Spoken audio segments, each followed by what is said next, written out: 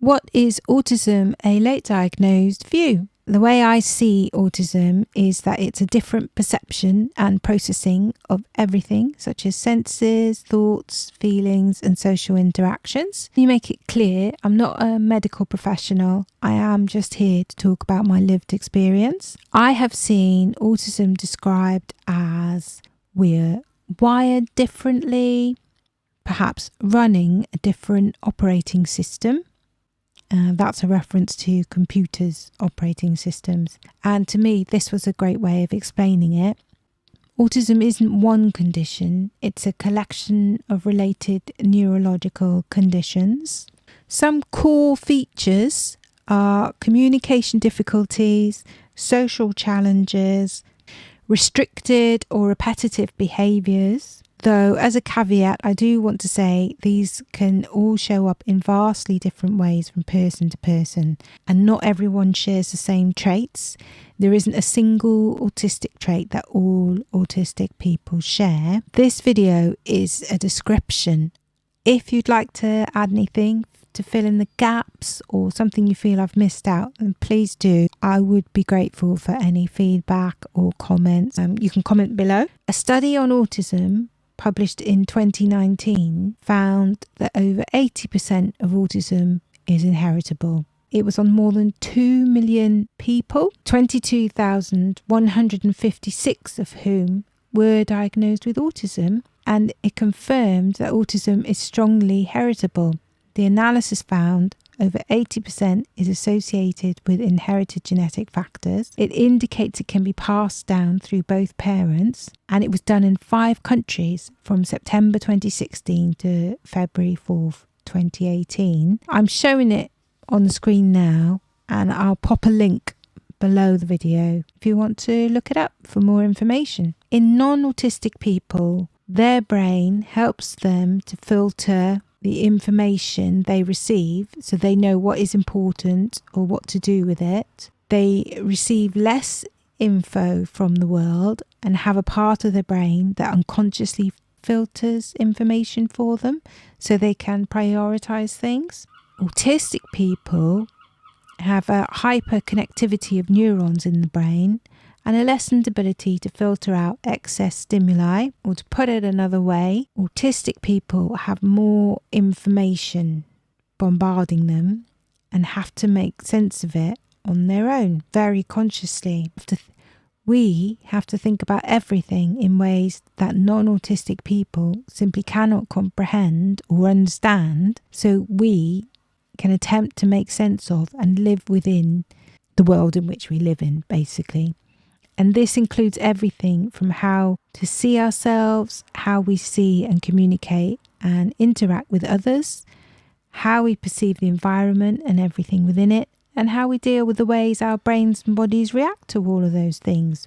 But everyone's experience of that is going to vary drastically. I found a great graph to illustrate the autistic spectrum. Basically, people describe autism as being on the spectrum.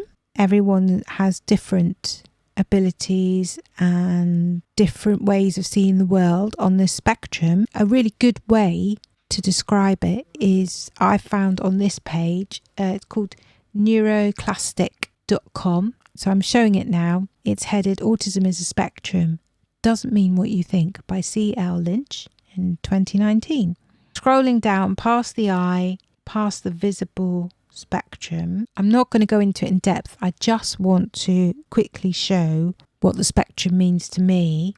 One of the points this page explains is that all autistic people are affected in one way or another in most or all of these boxes. So it's a rainbow of traits, a rainbow or a spectrum, and you have the listings here. So the autism spectrum looks more like this: pragmatic language, social communication, including body language, eye contact, small talk, and turn-taking conversation. The next one is social awareness, ability to pick up on etiquette, social norms, taboos, ability to form and maintain relationships. Monotropic mindset, narrow but intense ability to focus, resulting in obsessive interests and difficulty task switching. Then we have information processing, ability to assimilate and apply new information quickly or to adapt to new environments or situations.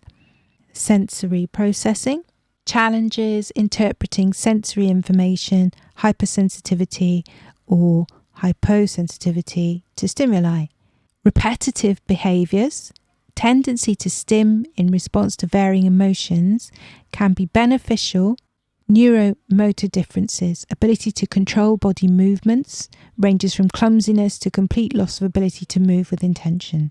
All autistic people are affected in one way or another in most or all of these boxes, what we call a rainbow of traits. If you have several of these traits, they call it autism. In order for a person to be considered autistic, they must have difficulty in multiple categories spanning the spectrum. Each autistic person is affected strongly enough in one or more categories for it to be disabling in some way, but each person's dominant colour palette may look different. That's as far in depth as I'm going to go, but if you want to know more, then have a look at the page. I'll pop a link below so you can have a look. It's a very helpful way of explaining autism and the autism spectrum. So here I'm using this page as a tool to help me explain it to you guys. Lastly, I saw this on Threads by @artist_AUDH, and she says, undiagnosed neurodivergence is like being handed a video game that's been set to hard mode, but having people tell you over and over, it's on easy, why do you keep dying? Diagnosis is learning the game is on hard mode. Doesn't make it easier, but you can strategize. Now, I find this quote really helpful, so I thought I'd pop it in here. My name is Audi Gia. Tune in next time for more from Audi Gia.